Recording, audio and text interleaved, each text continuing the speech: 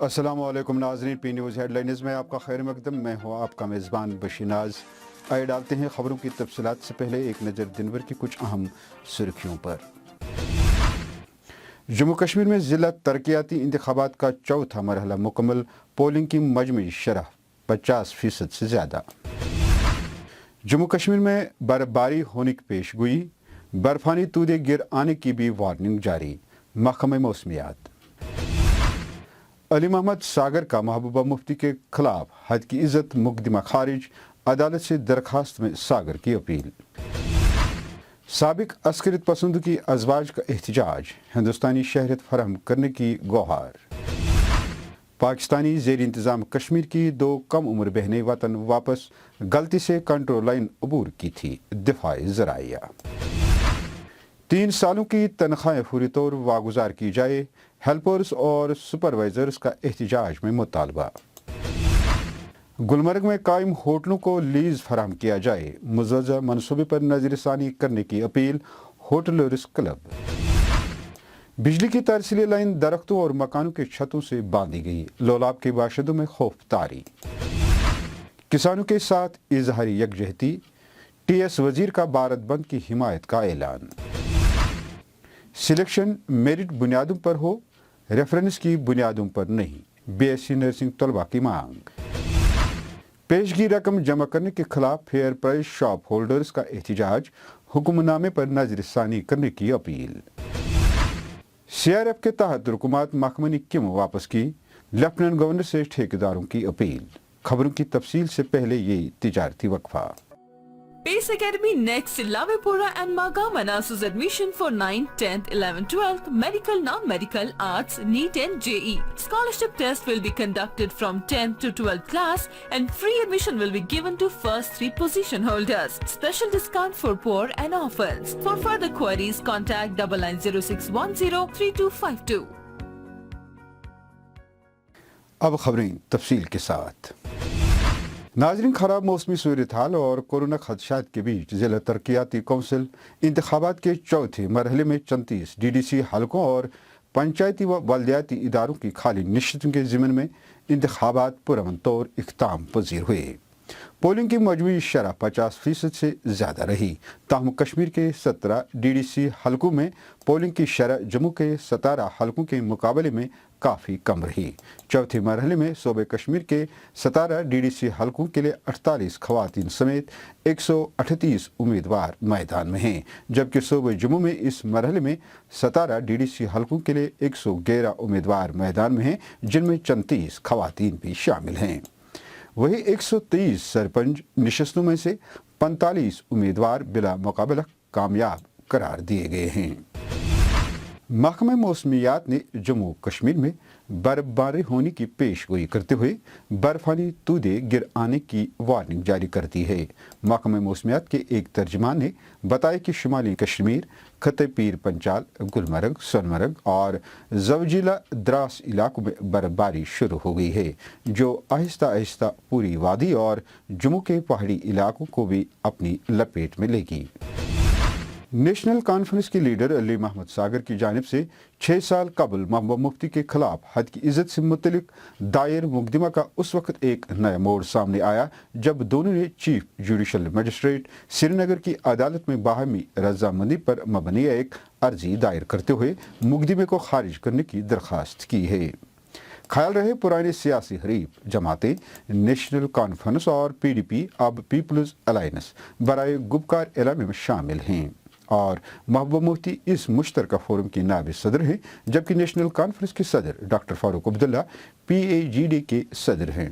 2004 کے لوک سبھا انتخابات کے دوران علی محمد ساگر، جو اس وقت عمر عبداللہ کے چیف پولنگ ایجنٹ تھے، نے پی ڈی پی صدر محبوبہ مفتی کے خلاف اس بنا پر حد کی عزت کا مقدمہ دائر کیا تھا کیونکہ محبوبہ مفتی نے علی ساگر پر ایک پولنگ بوتھ پر قبضے میں ملوث ہو کر انتخابات میں دھاندلی کا الزام عائد کیا تھا۔ اب دونوں نے باہمی رضامندی سے مقدمے کو خارج کرنے کی عدالت میں درخواست کی ہے۔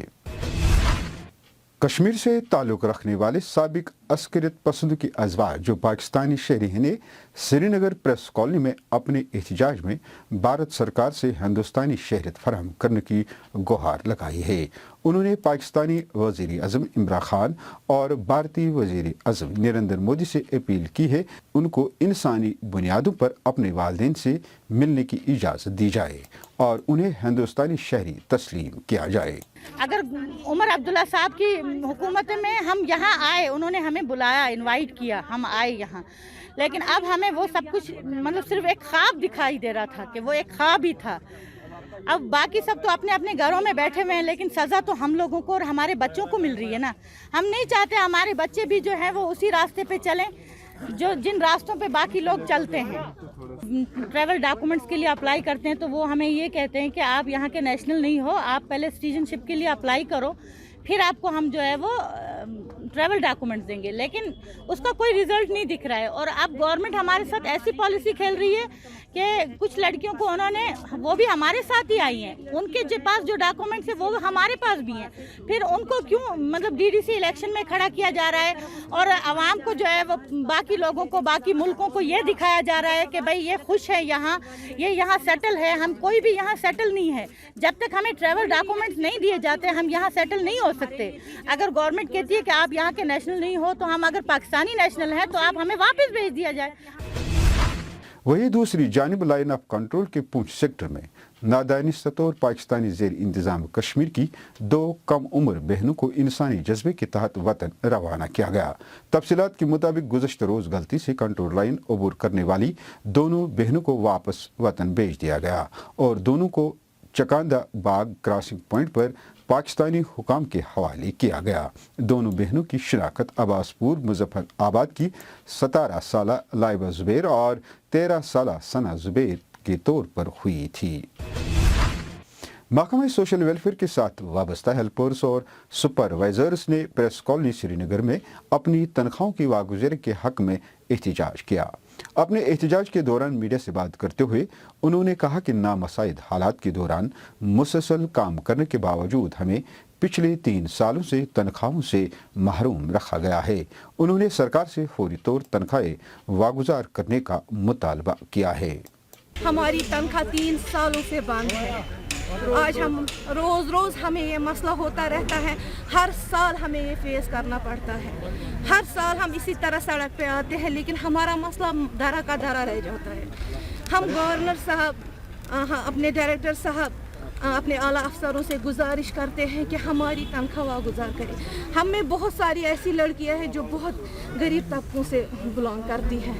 ہم چاہتے ہیں کہ روز ہمیں یہ مسئلہ نہ پیش آئے. اسی لیے ہم اپنے افسران سے یہ گزارش کرتے ہیں کہ ہماری 3 سال پے ریلیز کی جائے.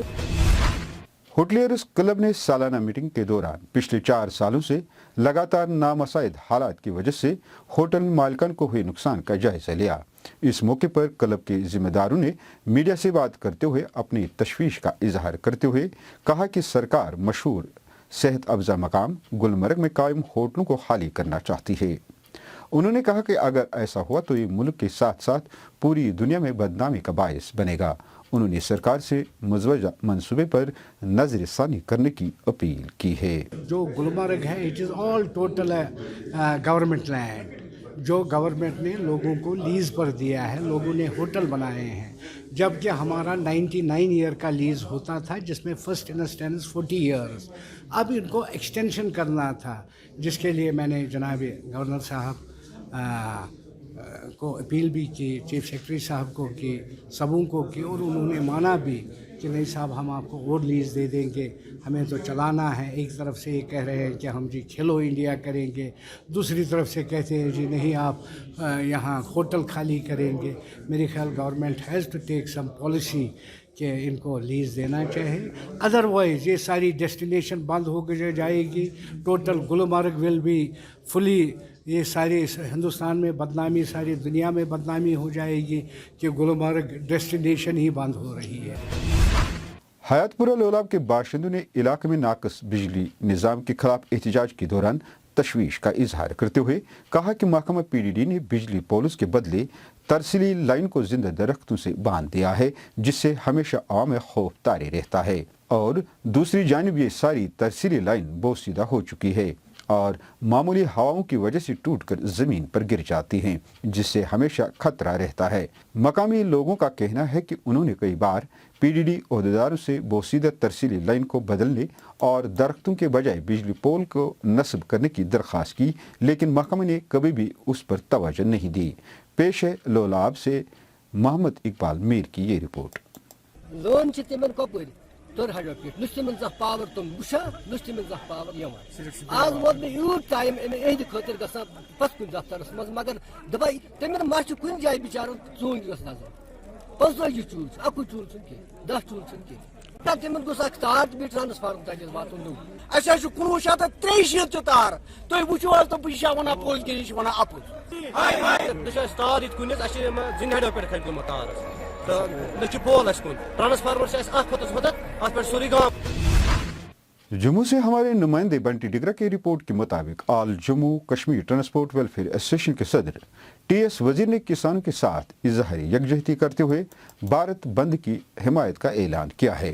टीएस वजीर ने हमारे नुमाइंदे से बात करते हुए कहा कि जब तक न सरकार किसान बिल को मनसूख करती है तब तक हमारा ये एहतजाज और किसानों के साथ यकजहती जारी रहेगी। कल हमारा बंद टोटल बंद रहेगा और कल हम विक्रम चौक से सुबह 10:30 बजे एक रैली निकाल के किसानों के हक में जाएंगे डगियाना कैंप तक, जहां किसान सब इकट्ठा होके वहां पे मोर्चा लगा रहे हैं। इधर बीएससी नर्सिंग के तलबा ने प्रेस कॉलोनी श्रीनगर में एक एहतजाज के दौरान मेरिट बुनियाद पर सिलेक्शन का मुतालबा करते हुए इंतजामिया से अपील की कि जिन तालिब इल्म ने बीएससी नर्सिंग की डिग्री हासिल की है उनकी सिलेक्शन मेरिट बुनियादों पर होनी चाहिए। बहुत सारे एग्जाम्स हुए हैं आज से पहले भी नर्सिंग के, वो मेरिट बेस पे कर रही है, लेकिन वो भी आज हमें बता रही है कि प्रेफरेंस बेस पे होंगे। जब हमने एप्लीकेशन फॉर्म भरा था बहुत सारे स्टूडेंट्स, ऑलमोस्ट 70% स्टूडेंट्स को वहाँ पे ये प्रेफरेंसेस नहीं मिली थी, ये टेक्निकल प्रॉब्लम थी उनकी। हम चाहते हैं कि अब सिलेक्शन मेरिट बेस पे हो, क्योंकि मेरिट बेस पे अगर सिलेक्शन होगी जो जिनके पास मेरिट अच्छा है उनको गवर्नमेंट सीट मिलेगी। अगर मेरिट बेस पे नहीं हुई तो जिनका मेरिट अच्छा है वो घर चले जाएंगे, क्योंकि उनको बीएससी नर्सिंग की सीट्स नहीं मिल रही। हमें पैरामेडिकल भी चाहिए, हमें टेक्नोलॉजी भी चाहिए। इन्होंने ये नहीं बताया कि आपकी ये प्रेफरेंस बेस पे होंगी। हमारा मुद्दा ये है कि हमारी सिलेक्शन मेरिट बेस पे होनी चाहिए। मेरिट बेस हमारे लिए अच्छा है, क्योंकि हमें जो जिनका मेरिट हाई है उन्हें बीएससी नर्सिंग मिलेगी, उसके बाद जो होगा उनको पैरामेडिकल, उसके बाद जो होगा उनको टेक्नोलॉजी मिलेगी। जैसा होता था पहले वैसे इस साल भी होना चाहिए। हाल में महकमा उमूर सार्फी ने एक हुक्मनामा जारी किया है जिसमें फेयर प्राइस शॉप होल्डर्स को राशन के लिए पेशगी रकम जमा करने के लिए हिदायत दी गई है। वही इस हुक्मनामे के खिलाफ वादी से ताल्लुक़ रखने वाले फेयर प्राइस शॉप होल्डर्स ने एहतजाज करते हुए हुक्मनामे को मनसूख करने की मांग की है। हम पहले यह राशन लेते हैं, बैग में पैसा जमा करते हैं, लेकिन हमारे महकमे के सरबराह ने एक ऑर्डर निकाला, उसमें उन्होंने ये लिखा कि पहले आप कैश जमा करो फिर राशन ले लो। हम उसको पूरा कंटेम्प्ट करते हैं उस ऑर्डर को।